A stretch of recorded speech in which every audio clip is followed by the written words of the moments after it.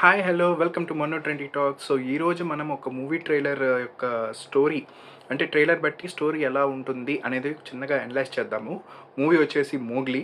మన రోషన్ కనకాల అండ్ బండి సరోజ్ గారు చేశారనమాట. సో ఈ మూవీ ఎలా ఉండబోతుంది ఏంటి అనే ఒక ట్రైలర్ రిలీజ్ చేశారు, కాబట్టి దాన్ని బట్టి స్టోరీ ఎలా ఉండబోతుంది జస్ట్ అనలైజ్ చేద్దాం దాన్ని బట్టి. సో దట్ ఇలా ఉండబోతుందా లేదా అని తెలుసుకోవడానికి మాత్రమే. సో ఈ వీడియోని పూర్తిగా చూడండి, ఎక్కడ స్కిప్ చేయొద్దు అండ్ నా ఛానల్ని సబ్స్క్రైబ్ చేయడం మర్చిపోవద్దు. సో ఇప్పుడు మనం ట్రైలర్ రియాక్షన్ చూద్దాం, అట్లాగే దాన్ని బట్టి స్టోరీ ఎలా ఉండబోతుంది అనేది కూడా మనం డిస్కస్ చేద్దాం. ఓకే. అనగనగా ఒక రాజుకి 7 కొడుకులు ఏటకెళ్ళి 7 చేపలు అట్టుకొచ్చారు. అందులో చేప ఎండలేదు. చేప ఎందుకు ఎండలేదే అని చెప్పి 7వ కొడుకు 7వ చేపని అడిగాడు. అప్పుడు ఆ చేప ఏం చెప్పుంటది? గట్టివాము అడ్డొచ్చిందని ఏమైనా చెప్పిందా సార్? చేప మాట్లాడుద్ది అంకుల్. చేప మాట్లాడుద్దా? ఆడు నా ఒక్కడికే కిట్టు, మీ అందరికీ మోగ్లీ. వారం రోజుల్లో షూటింగ్ స్టార్ట్ అవ్వాలంట. రాజుల కాలంలో గన్ను ఏంటండి? ఇప్పుడు గన్ను ఉంటేనే పెద్ద సినిమా, ఫ్యామిలీస్కి ఎక్కేస్తా సార్. అదే పల్స్. అనాథం కాబట్టి సరిపోయింది. సో ఈ స్టోరీ చూసిన దాని తర్వాత ఇదొక ఫారెస్ట్ బ్యాక్గ్రౌండ్ మూవీ అని మనకు తెలుస్తుంది. అండ్ ఇందులో ఏంటంటే తను ఒక తెగకి సంబంధించినటువంటి వ్యక్తి కావచ్చు, హీరో ఎవరైతే ఉన్నారో. సో ఈ ఫారెస్ట్ బ్యాక్డ్రాప్లో ఇందులో వైవా హర్ష వచ్చేసి హీరో ఫ్రెండ్ మనకు క్లియర్గా తెలుస్తుంది. చాలా జాన్ జిగిరి దోస్త్ అనేది మనకి చాలా క్లారిటీగా తెలుస్తుంది. అండ్ ఇక్కడ ఏంటంటే హీరోకి అంటే చూసిన ఇప్పుడు ట్రైలర్ ప్రకారం చూస్తే హీరో ఏంటంటే ఒక యాక్టింగ్ అంటే చాలా ఇంట్రెస్ట్ ఉన్న వ్యక్తి. యాక్టింగ్ అంటే ఒక పిచ్చి అంటే ఒక ఇంట్రెస్ట్ ఉన్నటువంటి హీరో అనమాట. సో ఒక సినిమా పర్టికులర్ ఒక సినిమా అక్కడ షూటింగ్ జరగబోతుంది అనమాట.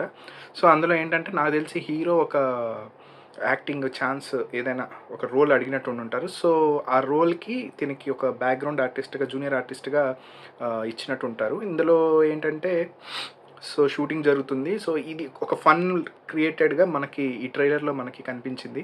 సో తర్వాత చూద్దాం ఏమైందో అన్నది.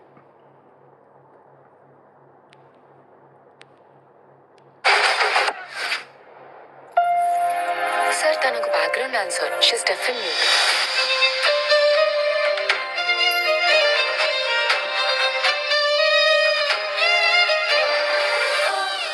తను నీకు థ్యాంక్స్ చెప్తుంది. నేను సిగరెట్ అడిగారేమో అనుకున్నానండి. Thank you. నాకు ఈ అమ్మాయి కావాలి రంగనాథ్. సార్ పాపం మోగదు సార్. కోడి కూడా మోగుదే రంగనాథ్. కోసుకొని తిన్నాం లేదా? Ladies matter sir. ఈ సిటీలో లాగా జరగాల్సినంత జరిగిపోయిన తర్వాత కొవ్వొత్తులు వెలిగించుకొని రోడ్లు ఎక్కం, డైరెక్ట్గా కాగడలు వెలుగుతాయి. మా ఎస్ఐ కూడా ఇంకో 40 రోజుల్లో ట్రాన్స్ఫర్ వెళ్ళిపోతున్నాడు. సో ఇక్కడ దీన్ని బట్టి మనకు తెలిసింది ఏంటంటే హీరోయిన్ ఏంటంటే మోగది అండ్ తను కూడా ఒక బ్యాక్గ్రౌండ్ జూనియర్ ఆర్టిస్ట్ లాగా ఆల్రెడీ ఆ సినిమా షూటింగ్ నుంచి ఆ ఫారెస్ట్లో షూట్ చేస్తున్నప్పుడు అక్కడ మన హీరో ఏంటంటే తను కూడా యాక్టింగ్ ఇంట్రెస్ట్ కాబట్టి అడిగినందుకు తను కూడా ఒక జూనియర్ ఆర్టిస్ట్ రోల్ ఇవ్వడం జరుగుతుంది అనమాట. అండ్ ఆ తర్వాత వాళ్ళిద్దరు అక్కడ పరిచయం ఏర్పడటం, తన గురించి తెలుసుకోవటం. సో ఇదంతా ఆ తర్వాత అక్కడ షూటింగ్ ఏదైతే జరుగుతుందో అందులో హీరో బ్యాక్గ్రౌండ్ జూనియర్ ఆర్టిస్ట్ మీద కొంచెం మనసు పట్టడం. సో ఇలాగా ఇవన్నీ మనకి ట్రైలర్లో కనిపిస్తుంది. అండ్ నెక్స్ట్ ఇక్కడ ఒక ఎస్ఐ వెళ్ళిపోయాడు అనేది ఇంకోటి ఏదో కొంచెం ఆగింది, అది చూద్దాం అది ఎవరు అని అన్నది. తర్వాత ఎవరు వస్తారో ఏంటో. కాసేపట్లో తుఫాన్ రాబోతుంది. పోలీసు వాళ్ళు మంచోళ్ళు రా. కొడతాం, బిర్యానీ పెడతాం. Oh my god, handsome man. ఒక్కసారి నాది అనుకున్నాక ఎవడ ముట్టుకోకూడదు. ముట్టుకుంటే అలాగే ఉంటుంది. దమ్ముంటే నువ్వు మంచోడని ప్రూవ్ చేసుకోరా. సరే సార్, ఆల్ ది బెస్ట్.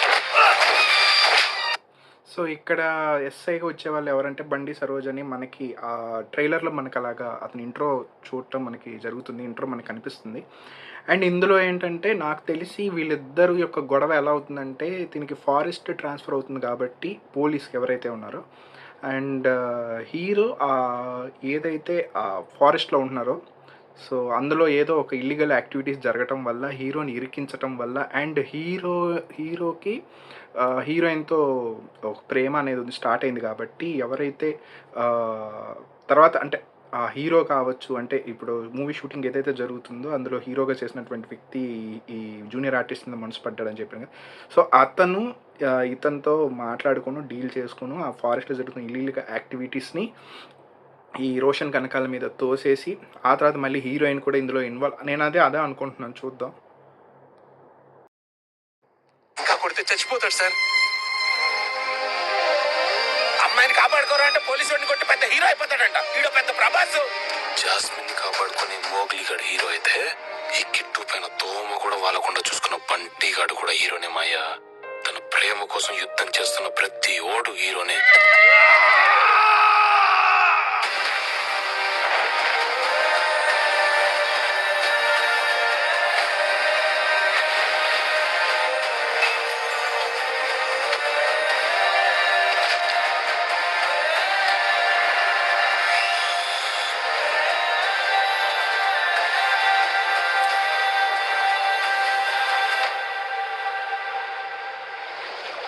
ప్రతి ప్రేమ జంట సీతారాములు కాకపోయినా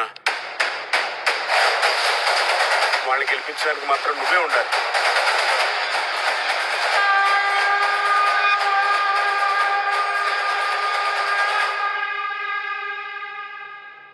ట్రైలర్ బట్టి చూసిన దాన్ని బట్టి మీకు ఒక ఐడియా వచ్చి ఉంటుంది. హీరో ఏమొచ్చేసి ఫారెస్ట్ బ్యాక్గ్రౌండ్, అట్లాగే ఒక తెగకు సంబంధించినటువంటి వ్యక్తి, ట్రైబ్ సంబంధించినటువంటి వ్యక్తి హీరో. అలాగే సినిమా యాక్టింగ్ ఇంట్రెస్ట్ ఉన్నటువంటి వ్యక్తి కూడా. అండ్ అట్లాగే అదే ఊర్లో ఒక సినిమా షూటింగ్ జరుగుతుంది. ఆ సినిమా షూటింగ్లో తనకు ఒక యాక్టింగ్ రోల్ అడుగుతారు. సో అతన్ని కూడా జూనియర్ ఆర్టిస్ట్గా పెట్టడం, అందులో హీరోయిన్ కూడా జూనియర్ ఆర్టిస్ట్గా అండ్ డఫ్ అండ్ డమ్ లాగా చూపించారనమాట తన క్యారెక్టర్ని. సో అక్కడ వాళ్ళిద్దరిని కలుసుకోవడం, ఆ తర్వాత ఆ షూటింగ్లో హీరోగా చేసినటువంటి ఓ వ్యక్తి ఈ హీరోయిన్ మీద, అంటే ఈ జూనియర్ ఆర్టిస్ట్ చేసినటువంటి హీరోయిన్ మీద మనసు పట్టడం, ఆ తర్వాత మన హీరో తలబట్టడం, ఆ తర్వాత ఎస్ఐ ట్రాన్స్ఫర్ అవడం, ఎవరైతే పాత ఎస్ఐ ఎవరున్నారు ట్రాన్స్ఫర్ అవటం, అండ్ కొత్త ఎస్ఐ బండి సరోజ్ కుమార్ రావటం.